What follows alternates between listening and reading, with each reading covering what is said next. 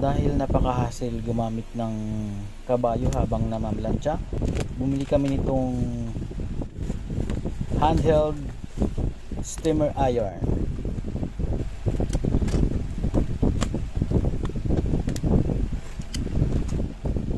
Ang brand nga pala nito ay Xiaomi.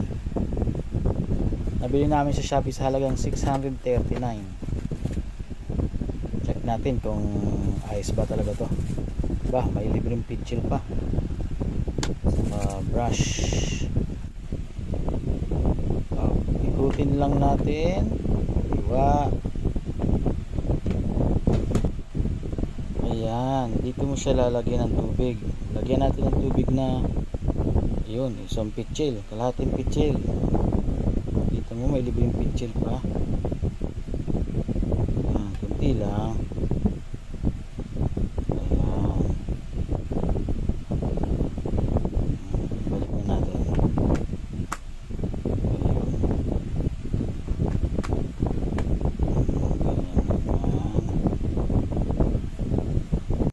Saksak na rin. Let's try it.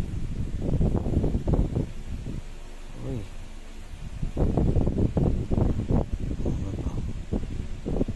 Ayun, medyo nakakawala nga ng kusot. Dito natin.